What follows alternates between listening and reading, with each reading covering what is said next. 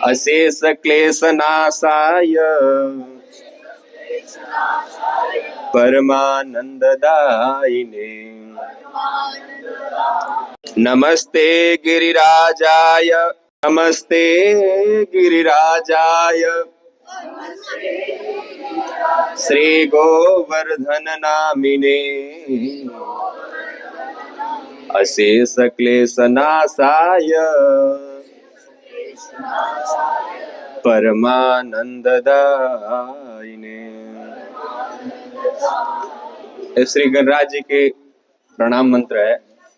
इसका अर्थ होता है नमस्ते गिरिराजाय, हे गिरिराज आपको प्रणाम है। नमस्ते गिरिराजाय परमानंददायिने। संसार में सभी आनंद चाहते हैं और आप परमानंद को प्रदान करने वाले परमानंददायिने। और अशेष क्लेश नाशाय गोविंद गिरिराजाय ते नमः। संसार में अनेक प्रकार के क्लेश हैं, एक दो नहीं हजारों हजारों करोड़ों। उन सारे क्लेशों को नाश करें और अपने शरणागति शरणापन कीजिए। ऐसे श्री गिरिराज जी के चरणों में मेरा बार बार नमस्कार है, ऐसा प्रणाम में कहते हैं।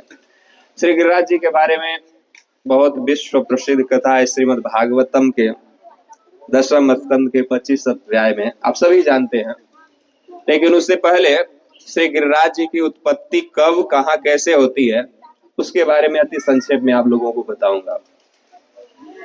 आपको पता है जब भी भगवान श्री कृष्ण श्रीमती राधा रानी के साथ इस पृथ्वी पर प्रकट होने वाले होते हैं तो श्रीमती राधा रानी दो चीजों की मांग करती हैं कि आप पृथ्वी पर प्रकट होने से पहले दो चीजों को प्रकट करें। एक है श्री गिरिराज गोवर्धन महाराज और दूसरा श्री जमुना महारानी। भगवान श्री कृष्ण जब भी आते, क्योंकि नित्य गोलोक धाम में जब भगवान श्री कृष्ण निवास करते हैं वहां पर श्री गिरिराज जी भगवान कृष्ण की सेवा करते हैं और श्री जमुना महारानी का पुलिंद होता है जिसमें जल विहार होता है। तो श्रीमती राधा रानी जब भी प्रकट होने की इच्छा पृथ्वी पर आती है भौम्य वृंदावन में, तो श्री गिरिराज गोवर्धन महाराज और श्री जमुने महारानी को, जमुना जी को प्रकट होने के लिए पहले बोलते हैं। तो भगवान श्री कृष्ण से प्रकट होने से पहले, श्रीमती राधा रानी को प्रकट होने से पहले दोनों हिमालय में प्रकट हुए। श्री जमुना महारानी का भी आपको पता है कि जमुनोत्री हिमालय में, वहीं से प्रकट होकर निकलकर जमुना नगर से होते हुए वृंदावन से प्रयागराज जाती है, फिर वहां से गंगा जी में मिलकर गंगा जी बन जाते हैं। और श्री गोवर्धन गिरिराज जी का, गोवर्धन का भी हिमालय में प्राकट्य होता है। आपको सबको जानना चाहिए हिमालय में श्री गोवर्धन गिरिराज गोवर्धन महाराज, इनका प्राकट्य हिमालय में हुआ है। वहां पे एक बहुत ही सुंदर पर्वत राज्य है जिनका नाम है द्रोणाचल पर्वत। नाम याद होना चाहिए, इतना ध्यान से सुने कि अगर पूछा जाए तो कभी बता दे। दो तीन नाम है सिर्फ। उनका नाम था द्रोणाचल पर्वत। पहले जितने सारे पर्वत थे ना सब उड़ा करते थे, उनके पंख हुआ करते थे। तो क्या करते थे, कहीं से एक जगह से उड़कर दूसरी जगह किसी गांव के ऊपर जाकर बैठ जाते, सारा गांव ही चटनी बन जाते। इसलिए सारे लोग जाकर श्री इंद्र के, देवताओं का जो स्वामी है इंद्र, उसके चरणों में प्रार्थना करते हैं कि सब लोग पर्वत जाके किसी गांव के ऊपर बैठ जाते हैं और पूरा गांव ही नष्ट हो जाता है। इसलिए आप कुछ ऐसा उपाय करो कि ऐसा ना हो। तो अपने वज्र से, जो दधीचि ऋषि के वज्र से बना हुआ उनके हाथ में इंद्र के, उसी वज्र से पर्वतों का पंख काट दिया। तो उससे पर्वत उड़ते नहीं तो पहले उड़कर जहां मन करे वहीं जाकर बैठ जाते हैं। अब इनका नाम पड़ गया अचल, कभी हिलते डुलते नहीं है। तो श्री हिमालय में रहने वाले द्रोण पर्वत अत्यंत ही, उनको भी कोई पुत्र की प्राप्ति नहीं होती। उन्होंने घोर तपस्या किया और भगवान से वर प्रदान किया, वर याचना किया कि हमें भी कोई ऐसी संतति हो जिसे हमारा मन कृष्ण के चरणों में लगे, भगवान की प्राप्ति हो, ऐसा उन्होंने प्रार्थना किया। भगवान के स्वयं भक्त भी हैं। जो भक्त होते वो चाहते हैं कि जिसकी संतान नहीं हो तो या तो भक्त हो, नहीं तो भक्त के समान हो, नहीं तो भगवान ही आ जाए। जैसे वसुदेव जी नंद बाबा के पास में जितने मनु शत्रुपा के, कश्यप के रूप में जितने सारे प्रार्थना की है भक्तों ने, सबके यहाँ पर भगवान प्रकट हुए हैं पुत्र के रूप में। तो उस समय द्रोणाचल पर्वत के पुत्र के रूप में गोवर्धन प्रकट हुए। ठीक है, वहां पे हिमालय में। इसके बाद में वहां पे रहते रहते बहुत जो भी साधु संत वहां पे जाते, समाधि लगाते ऋषि मुनि, और कुछ ही दिनों में भगवान का चिंतन स्मरण होने लगता है, बहुत कम समय में। एक ऋषि थे, जहां से आप लोग आए हैं वो वहीं पे रहते थे, जिनका नाम था पुलस्त्य ऋषि। वो वाराणसी में रहते थे, शिव जी की आराधना करते थे, बाबा भोलेनाथ का, विश्वनाथ का वो आराधना करते थे, और पूरे भारतवर्ष में भ्रमण करते थे, सभी जगहों पे जा जाकर। तो एक बार उनके मन में इच्छा हुई कि मैं पूरे भारत भ्रमण करते करते, सभी जगह घूमते घूमते, सभी तीर्थों में, वो हिमालय के गोद में जा पहुंचे। जब हिमालय के गोद में गए तो एक कंदराओं से दूसरे, दूसरे से तीसरे, तीसरे से चौथे, ऐसे ऋषि हरिद्वार से होते हुए, ऋषिकेश से होते हुए, देवप्रयाग, कर्ण प्रयाग होते हुए, सभी जगह घूमते हुए आनंद से जा रहे हैं। लेकिन उनका कहीं भी जो संतुष्टि, मन को कहते हैं ना कि जो मन संतुष्ट हो जाए, शांति मिल जाए, वो कहीं मिल नहीं रहा था। मन के संतुष्टि करने के लिए, खोजने के लिए, मन को संतुष्ट करने के लिए वो निकले थे, लेकिन कहीं मन संतुष्ट नहीं हो रहा था। धीरे धीरे जहां पर द्रोणाचल पर्वत थे वहां पहुंचे। एक दिन वहीं स्नान करके और भ्रमण करते हुए गोवर्धन के शरण में गए, वहां बैठकर भजन करना चालू किया। जैसे ही ध्यान लगाया, ध्यान योग धारणा समाधि लगाई, कुछ ही देरों में उनकी समाधि लग गई और कुछ ही क्षणों में भगवान का दर्शन हो गया। गोवर्धन के शरण में बैठने मात्र से कुछ ही कम समय में ही भगवत दर्शन हो गए। उनके मन में तो बहुत बहुत ही ज्यादा अंदर से कौतूहल हो गया, ऐसा क्या इसमें है कि ऐसा कौन सा पर्वत है। तब पता चला, उन्होंने पता किया उनके पिताजी के पास, द्रोणाचल के पास, और कहा कि आपका पुत्र बहुत भाग्यशाली है, बहुत पावरफुल है। तो कहीं कहीं पे कहते हैं कि द्रोणाचल पुलस्त्य जी द्रोण पर्वत के पास जाकर याचना करते हैं, और कहीं कहीं पे यह भी कहा जाता है कि स्वयं गोवर्धन से ही प्रार्थना करते हैं, आप कृपा करके मेरे साथ बनारस में चलो। आप यहाँ नहीं, वहीं पर लेकर जाऊंगा, आप वाराणसी में गंगा जी के तट पर आपको स्थापना करूंगा, आपके ऊपर शिव जी की स्थापना करूंगा। जो कोई भी जीव भक्त आए, आपका दर्शन कर ले, आपका स्पर्श कर ले, सबको भगवत प्राप्ति हो जाएगी। इसलिए आप कृपा करके यहाँ से वाराणसी के लिए चले। तो मानो द्रोणाचार्य के द्रोण पर्वत के पास जाकर यह याचना उन्होंने किया, पुलस्त्य ऋषि ने। लेकिन कोई भी बाप अपने बेटा को अपने से दूर नहीं होना चाहता है। कोई कोई पढ़ने के लिए अगर जाता है अपने से दूर, मान लीजिए कोई वाराणसी का है, दिल्ली जाता है पढ़ने के लिए, मुंबई जाता है, अथवा कहीं विदेश जाता है, तो माता पिता पकड़ के रोने लगते हैं, अरे मुझे छोड़कर जा रहा है। और वो हमेशा हमेशा के लिए मांग रहे, तो कौन पुत्र देना चाहेगा अपना? बाप ऐसा कौन होगा कि अपने बेटा को किसी के लिए दे, ऋषि के लिए? वो बहुत दुखी हो गए और मना भी नहीं कर सकते। ऋषियों में इतनी शक्ति थी, अगर कोई मना कर दे तो श्राप भी दे सकते, तो मना भी ना भी नहीं करते, हाँ भी नहीं कर सकते। हाँ करे तो चला जाए, और ना करे तो श्राप मिले।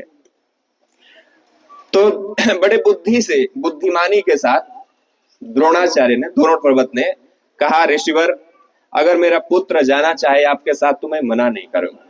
आप उससे बोलिए, अगर वो जाना चाहे तो मैं मना नहीं करूंगा। अब उसकी इच्छा है, अपने ऊपर भी नहीं लिए, छोड़ना भी नहीं चाहते। तो वो द्रोण पुलस्त्य ऋषि गोवर्धन के पास में जाकर यह प्रार्थना करते हैं कि पुत्र, तुमको मैं वाराणसी ले जाना चाहता हूं, तुम कृपा करके चलो।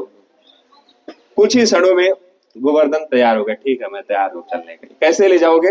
तो कहते कि मैं अपने हाथों पे रखूंगा और लेकर चला जाऊंगा, उसमें कोई बड़ी बात नहीं। अपने कर तल पर, हथेली पर रखूंगा और बड़े आसानी के साथ लेकर चले जाऊंगा। उस समय बीच में गोवर्धन जी ने एक शर्त रखा, अगर कहीं यहाँ के बाद कहीं भी रखोगे, आप नीचे उतार दोगे अपने हाथों से, फिर वहां से नहीं हिलूंगा। अगर किसी कारणवश कैसे भी आप कहीं पे भी रख दिया तो फिर वहां से मैं नहीं हिलूंगा, चाहे लाख कोशिश कर लो। शर्त मंजूर है? कहा हाँ स्वीकार है। इसके बाद में पुलस्त्य ऋषि अपने हाथों पर गोवर्धन को उठाए। यहाँ से जो हिमालय है उत्तर साइड में इधर, और वाराणसी लगभग पूर्व साइड में है। हिमालय के रास्ते से होते होते होते जब ब्रज भूमि के ऊपर से निकल रहे थे पुलस्त्य ऋषि अपने हाथों पर रखकर गोवर्धन, उसी समय गोवर्धन को स्मरण आया कि हमारे प्राण प्रियतम कृष्ण, श्रीमती राधा रानी प्रकट होने वाली है ब्रज में। ब्रज का सीमा प्रवेश करते ही उनका वजन बढ़ना चालू हो गया, और पुलस्त्य ऋषि का जो माइंड था, दिमाग, कुछ सेकेंड के लिए भूल गए मैंने ऐसा शर्त रखा है। और धीरे धीरे धीरे करते हुए जैसे ब्रजभूमि में आए तो उनको बाथरूम लगी और अपने शर्त को भूलकर जहां पर श्री गोवर्धन गिरिराज जी हैं उनको वहीं पर रख दिया, वहीं पर स्थापना किया। और स्थापना करने के बाद वो गए बाथरूम करने के लिए, बाथरूम किए, आचमन किए, गायत्री किए, संध्या वदन किए। इसके बाद आने के बाद में फिर हाथ से लगे उठाने। जितना भी कोशिश करके थक गए पुलस्त जी, लेकिन हिले नहीं। उस समय तो पुष्प के समान एकदम उठा लिया, कोई दिक्कत नहीं हुई थी। लेकिन जब दोबारा उठाना चालू किया तो इतना वजन कि हिल भी नहीं रहे, एक इधर से एक कण भी एक तिनके जैसा नहीं हिल रहे। वो हाथ जोड़कर कहते हैं, बेटा चलो तो सही, तुम्हें बनारस लेकर जाना है, वाराणसी में स्थापना करना है। कहते नहीं, हिले ही नहीं, बोले नहीं। तब लास्ट में जब थक चुके पुलस्त ऋषि तो कहा, बेटा तुमको तो मैं ले जाना चाहता था बनारस। तब गोवर्धन कहते हैं कि मैंने आपको पहले ही शर्त दिया कि आप जहां भी रख दोगे वहां से हिलूंगा नहीं, इसलिए मैं अब यहां से नहीं जाऊंगा। इस बात को सुनकर पुलस्त ऋषि दुखित हो गए और दुखी होकर उन्होंने श्राप दिया गोवर्धन को, बेटा अगर मेरे बात को नहीं मानते हो तो आज के बाद तुम तिल तिल के बराबर प्रतिदिन अंदर चलते चले जाओगे। भागवतम में वर्णन है श्री गिरिराज जी का जो हाइट है 4 योजन, लगभग 12 किलोमीटर हाइट था। यहाँ से प्रतिबिंब छाया लगभग 50 किलोमीटर दूर तक जाती थी, इतनी हाइट थी। लेकिन धीरे धीरे जैसे उन्होंने श्राप दिया तो धीरे धीरे द्वापर में कुछ बड़े थे, भगवान कृष्ण आए, लेकिन कलयुग के आते आते 5.5 वर्षों में नीचे, इतना नीचे आ गए, आप देख सकते हैं इतना नीचे। और आने वाले कुछ समय में हम लोगों का सौभाग्य कि यह सौभाग्य मिला है कि हम अपने आंखों से श्री गिरिराज जी का दर्शन कर पा रहे हैं, अपने आंखों से। आने वाले हो सकता है 100-200 साल लगता है चला गया है, आने वाले 100-200 साल बाद हो सकता है कि पूर्ण रूप से, एक बार देख लेना इसको, एकदम कुछ भी नहीं बचे। हरे कृष्णा कृष्णा कृष्णा हरे हरे, हरे राम राम राम हरे हरे। माइक भी थक गया। इसके बाद आने वाले 100-200 साल बाद हो सकता है कि हम आंखों से गिरिराज जी नहीं देखे। तो हम लोगों का सौभाग्य है कलयुग में जन्म होने के बावजूद भी हमें गिरिराज जी का दर्शन करने का सौभाग्य, उनका परिक्रमा करने का। अब वैसे भी देख सकते हैं राधा कुंड वाले साइड में अब गिरिराज जी नहीं है, गिरिराज जी उधर धीरे धीरे जमीन में लुप्त हो चुके हैं एक हिसाब से। रामेश्वरम में पुल बांधने के लिए आए, उसी समय हिमालय से गोवर्धन को उठाकर हनुमान जी लेकर जा रहे थे रामेश्वरम। दूसरी कथा, दूसरी मनवंतर की। और जैसे ही ब्रज भूमि में लेकर आए हनुमान जी, तो अब न्यूज मिला उनको, मान लीजिए कि उस जमाने में जो भी फोन होगा, उस समय न्यूज मिला कि अब जो समुद्र पुल के काम है वो पूरा हो चुका है, अब जो जहां है वहीं पे रख दे। जैसे गिरिराज जी यहाँ पे आए तो यहीं पर हनुमान जी ने स्थापना कर दिया, तब से वहां से हिले नहीं। ये दूसरी कथा है। इसके बाद तब से गिरिराज यहीं पर है, नित्य विद्यमान है, विराजमान है। गिरिराज जी भक्त भी हैं, भगवान भी हैं। ध्यान देने वाली बात यह है, भागवतम में 2 जगह आया है हरिदास वर्य। 2 लोगों के लिए विशेष रूप से कहा गया हरिदास वर्य। एक स्वयं युधिष्ठिर महाराज और दूसरा गिरिराज जी। विशेष बात यह है कि गोवर्धन जो है वो स्वयं भगवान भी है और भक्त भी है। भगवान के रूप में जितने भी सारे संसार में जीव आते हैं उनको सबको दर्शन देते हैं, सभी जीव मात्र को दर्शन देकर। गिरिराज जी का ऐसा दर्शन है कि 24 आवर्स ओपन है। तो स्वयं भगवान के रूप में सभी भक्त समूह को दर्शन देकर कृतार्थ करते हैं। और भक्त स्वरूप में स्वयं भगवान श्री कृष्ण के अपने ऊपर गायों का, गोप बालकों का और भगवान श्री कृष्ण का अवलोकन करते, उस पर भ्रमण करके उनका आनंद सेवा करते हैं, पुष्प समर्पित करते हैं, गायों को पुष्प देते हैं, फल देते हैं, फूल देते हैं, जल देते हैं, अनेक प्रकार की सेवा। जो भी सुंदर सुंदर वृक्ष हुआ करते थे उसमें से झरने गिया करते थे, भागवतम में वर्णन है। और जैसे जैसे समय बीतता गया, धीरे धीरे समय जैसे ही निकलता गया, छोड़ दे, नहीं अगर काम कर रहे हैं ना तो कोई बात है। हाँ, इसके बाद श्री गिरिराज जी की सेवा पूर्ण रूप से करते हैं। तो गिरिराज जी स्वयं भक्त भी हैं और भगवान ही। विशेष ध्यान देने वाली बात यह है इस गिरिराज जी के बारे में, आप सभी लोग जानते हैं कि गिरिराज जी यहाँ पर कैसे आए, लेकिन इसके पीछे की लीला भागवतम की क्या कथा है कि जब भगवान श्री कृष्ण गिरिराज जी में गोचारण करते थे, उस समय दीपावली वाले दिन, जिस दिन दीपावली हम लोग मनाते हैं, सेम उसी दिन नित्य प्रति अनादि कालों से यह परंपरा चली आ रही थी ब्रज में कि इंद्र की पूजा हुआ करते। दीपावली वाले दिन बड़े 56 भोग, अन्नकूट के भोग लगते थे। किसके लिए? इंद्र के लिए। तो अनेक प्रकार के भोजन बनते थे, चावल का पहाड़, दाल, वैसे मिठाई, पेड़े आदि आदि बहुत विशाल मात्रा में। एक बार की बात है, जब भगवान श्री कृष्ण थोड़े से बड़े हो गए, लगभग 6.5 वर्ष के थे उस समय, बाबा नंद बड़े उत्साह के साथ, दिव्य उत्साह के साथ में मीटिंग चल रहा था। नंद, उपनंद आदि सब बैठकर मीटिंग कर रहे थे। मीटिंग में बैठे हुए सभी लोग, उसी समय भगवान श्री कृष्ण नंद बाबा के पास आकर पूछते हैं कि बाबा बाबा कैसो मीटिंग चल रहा है, क्या है रहा है? तो कहते हैं बाबा लाला कोई बात नहीं है, आने वाले कुछ दिनों में दीपावली के दिन जो आने वाली अमावस्या है, उस दिन हम सभी मिलकर इंद्र की पूजा करते हैं। और इंद्र, तो भगवान कृष्ण पूछते हैं इंद्र की पूजा क्यों करते हैं? कहते हैं कि वो बारिश करता है, फिर गिरिराज जी पर सब जगह घास होता है, उसको गाय खाती है, गाय खाने के बाद में दूध देती है, दूध को सारे ब्रजवासी गोप बालक पीते हैं, उसको बेचते हैं, उससे जो अन्न मिलता है सभी ब्रजवासियों का भरण पोषण होता है, सभी गोप बालक गोपियां सभी आनंदित रहते हैं। इसलिए हम लोग सभी हर साल इंद्र की पूजा करते हैं।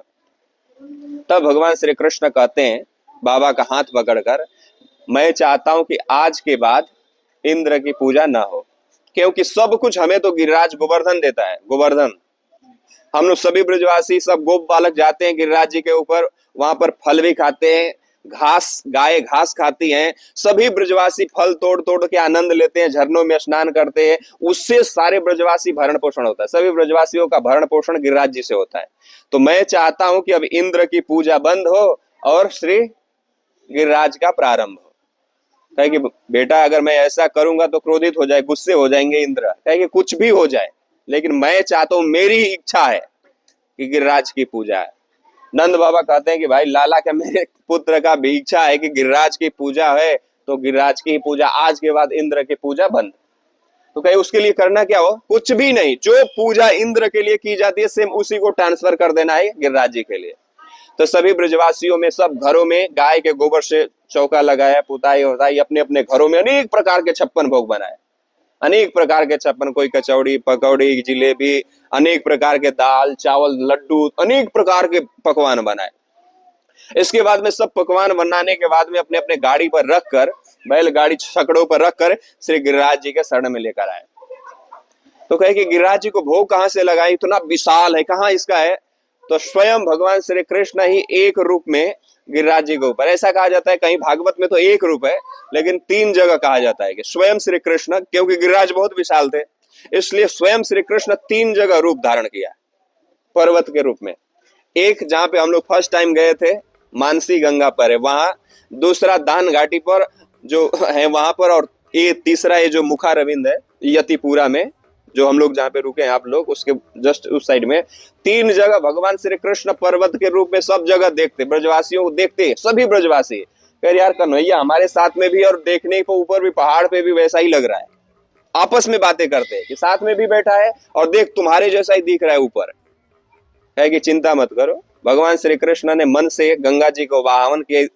इतनी विशाल गिरिराज जी है तो पानी चाहिए अभिषेक करने के लिए, आचमन करने के लिए, बीचों बीच गंगा जी को प्रकट कर दिया, बीचों बीच मानसी गंगा जहां पे हम लोग गए थे, और उससे गिरिराज जी को विधि विधान के साथ अभिषेक किया, और जो भी पकवान था सबको कह लेते आओ, लाओ लाओ, आनयो आनयो आनयो आनयो रे, इसलिए इस गांव का नाम पड़ गया अन्योर।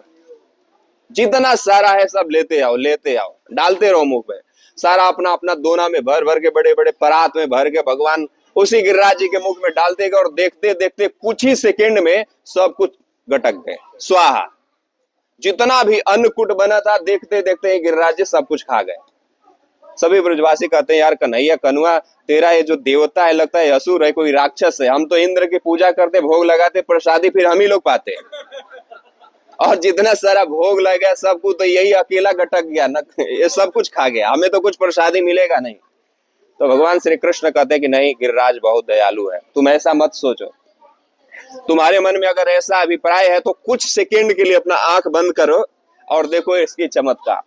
जैसे सभी ब्रजवासी अपना कुछ सेकंड के लिए आंखें बंद करते हैं तो देखते हैं कि जिसके यहाँ पे जो पकवान बना था, जिसके बैलगाड़ी सकड़े बस पूरा का पूरा सेम वैसे ही भरा है, सारे ब्रजवासी अति प्रसन्न हुए, बहुत खुश हुए। वाह, तुम्हारा जो गोवर्धन गिरिराज साक्षात भगवान है। आज तो कन्हैया कनुआ मान गए, तेरा गिरिराज गोवर्धन साक्षात भगवान है, साक्षात भगवान है। सभी कहकर ऐसा सभी ब्रजवासियों ने बचा हुआ प्रसाद को सभी ने खाया और सर्वप्रथम भगवान श्री कृष्ण और बलराम को बैलगाड़ी पर बैठाकर शकटक पर बैठा के गिरिराज जी का परिक्रमा किया। प्रथम परिक्रमा गिरिराज जी का तभी प्रारंभ हुई जब गिरिराज जी के भोग लगाया, बढ़िया से विधि विधान के साथ में आरती पूजा हुई और सभी ब्रजवासी प्रसाद पाए। और प्रथम गिरिराज परिक्रमा तब हुआ भगवान कृष्ण को बैलगाड़ी पर बैठाकर नंद बाबा, जशोदा मैया, सारे ब्रजवासी गिरिराज जी का परिक्रमा किया प्रथम बार।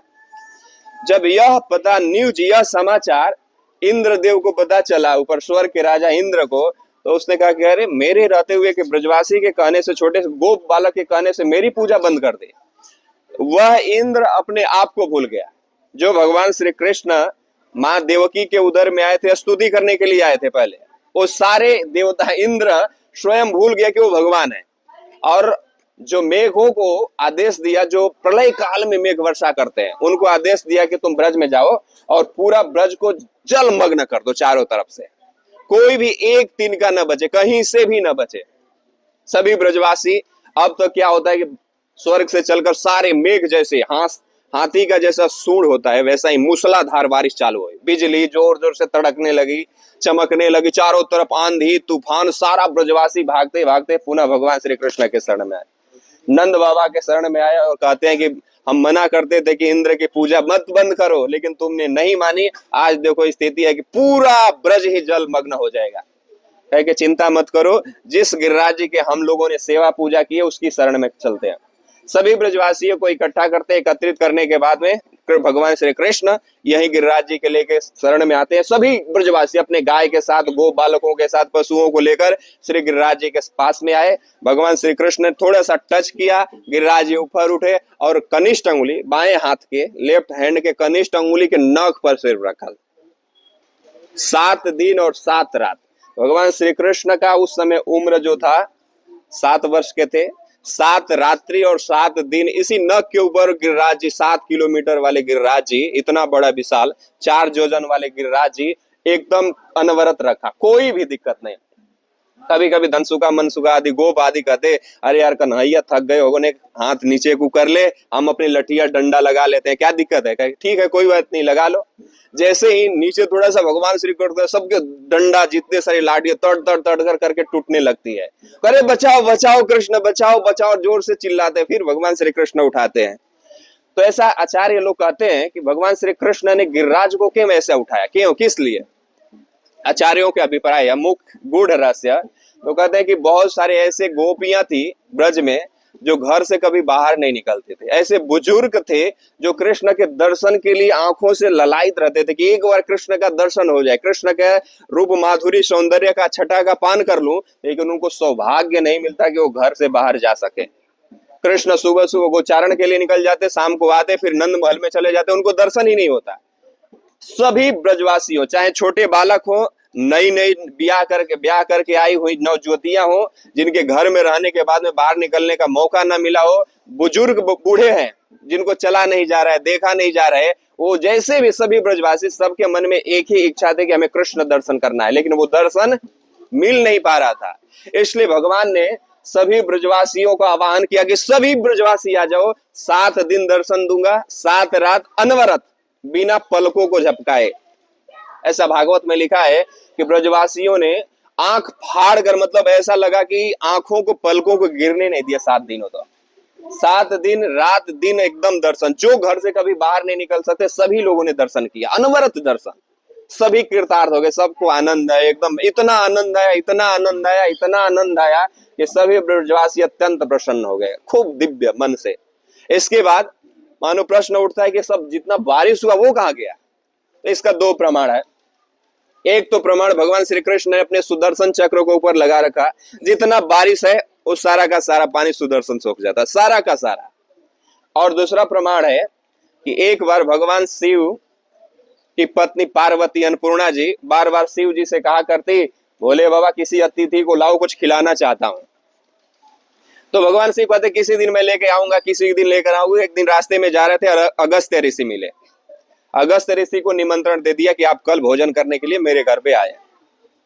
भगवान शिव निमंत्रण देकर आए। दूसरे दिन भगवान के घर पर, शिव जी के घर पर पार्वती जी खूब भोजन बना रही, अनेक प्रकार के व्यंजन बनाए। कितने लोगों को निमंत्रण दिया है? तो एक लोगों को। तो एक में क्या, अगर देना ही था साधुओं ब्राह्मणों को तो कुछ ज्यादा सा देते, एक में क्या होगा? तो कहनी पहले एक को ही झिका दो, एक को पेट भर दो, उसको पूर्ण कर दो, इसके बाद फिर बाद में देखते रहना।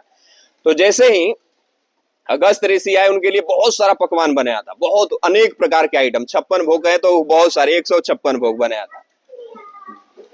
प्लस अगस्त जी जितना सारा आचमन आत्मन करके जैसे ही बैठे और जो भी कुछ बनता उसको लेकर आते, शिव जी उतने देर में सब निकट जाते, गटक जाते। जितना भी पार्वती बनाई थी भोजन, सब कुछ देखते देखते ही सब कुछ खा गए अगस्त जी। अब ऐसी स्थिति हुई, दुर्दशा हुई कि पार्वती जी जो अन्नपूर्णा है उनको भी पसीना होने लगा, वो भी परेशान हो गई। अब समझ में नहीं आ रहा कि अब क्या करूं, अब क्या करूं। तब वो भगवान शिव और पार्वती जो दोनों ने प्रार्थना किया कि आप भगवान हमारी रक्षा करें, अब हमारी रक्षा करें, नहीं तो लगता है कि क्या नाम है, अगस्त जी हमें कुछ श्राप दे दें। उसी समय भगवान छोटे से ब्राह्मण के रूप धारण करके आते हैं, भगवान कृष्ण, और उनके साथ में कहते हैं, जोर से कुंडी खटखटाते हुए कहते हैं कि मैं बहुत तेज भूख लगी, बहुत तेज। भगवान शिव कहते हैं, देख अभी एक को ही खिला रही थी, तब तक दूसरा भी ब्राह्मण आ गया, अब लोग खिलाते रहो। आते भगवान श्री कृष्ण अगस्त जी के साथ में बैठते हैं। 2-4 पूड़ी खाने के बाद में हाथ धो के कहते हैं कि बस हो गया, अब नहीं, मुझे नहीं। उसी समय अगस्त जी कहते हैं कि एक पीछे आया हुआ ब्राह्मण हाथ धो दिया खा के, इसलिए पंक्ति भंग हो गया, अब नहीं खाऊंगा, बस अब भोजन का तृप्ति हो गई, अब आज नहीं खाऊंगा। उसी समय हाथ धोने के लिए, पानी पीने के लिए आगे निकलते हैं अगस्त जी। तो भगवान उनको ब्राह्मण स्वरूप में हाथ पकड़ के बाहर लेकर जाते हैं, कहे कि मैं पानी पिलाऊंगा। भोजन तो इन्होंने करा दिया, भोजन शिव जी ने किया और जल पान मैं कराऊंगा। इसलिए जब गिरिराज जी उठाए उन्होंने, भगवान कृष्ण ने गिरिराज उठाया, तो भगवान कृष्ण ने अगस्त ऋषि को स्मरण किया, उस समय आपने भोजन किया था, पानी पीने के लिए आ जाओ। तो जितना भी बारिश होया उधर अंजलि लगा के अगस्त जी लगे हुए हैं, एक बूंद भी नीचे नहीं जाने दे रहे। नहीं तो इतना बारिश हुआ था कि आगे का जितना सारा ये आगरा और प्रयागराज लखनऊ सब बह जाता, सारा का सारा, लेकिन एक बूंद भी कहीं से कोई क्षति नहीं हुआ। जो घास फूस के किसी भी ब्रजवासी का घर था, उसमें से एक झोपड़ी में से कोई पत्ता भी नहीं गिरा। इतना आंधी तूफान सब कुछ होने के बाद भी किसी को कोई क्षति नहीं। इसके बाद 7 दिनों के बाद में विधि विधान के साथ में गिरिराज जी को रखते हैं। सभी ब्रजवासी बड़े आनंदित होते हैं, आनंद में भर के भगवान श्री कृष्ण के पास जाके सारे ब्रजवासी अपना उदारता व्यक्त करते हैं, अपना आभार प्रकट करते हैं कि आपके कृपा से हमें बच गए, हमें कुछ भी दिक्कत नहीं हुई। सारे ब्रजवासी बाहर निकलते हैं, फिर दोबारा से गिरिराज जी का परिक्रमा करते हैं। दोबारा 7 दिन के बाद गिरिराज परिक्रमा करने के बाद में उसी समय न्यूज मिलता है इंद्रदेव को। इंद्र को जो पता चलता है कि ब्रज में कहीं कुछ नहीं हुआ, वो तो भगवान कृष्ण थे, जो भगवान कृष्ण देवकी के उदर में आए थे स्तुति करने के लिए, उनके चरणों में मैंने इतना अपराध किया है, वही भगवान श्री कृष्ण पृथ्वी पर गिरिराज जी उठा रखे हैं, इसलिए मैंने क्षमा याचना करना चाहिए। तो इंद्र स्वर्ग से चलकर इंद्र गाय के साथ में आते, एरावत पर बैठ के गाय साथ में अपने साथ कामधेनु सुरभि गाय को स्वर्ग से लेकर आते हैं। जैसे ही स्वर्ग से लेकर इंद्र आते हैं तो एक इधर जाएंगे राजस्थान के इधर थोड़ा सा डिग, तो उस एक गांव है बिजौली, हाथी पर बैठकर आए और वहां पर वो बैठकर बिजौली में वो हाथी से नीचे उतरते हैं। इंद्र हाथी को वहीं छोड़ देते हैं, वहां पे एरावत कुंड भी है, और वहां से सिर के बल चल के आते हैं, पैरों को ऊपर कर देते हैं और सिर नीचे करके क्षमा याचना करने के लिए यहाँ तक जहाँ पे हम लोग बैठे हैं इस जगह पर इंद्र लगभग 7 किलोमीटर सिर के बल चल के आते हैं।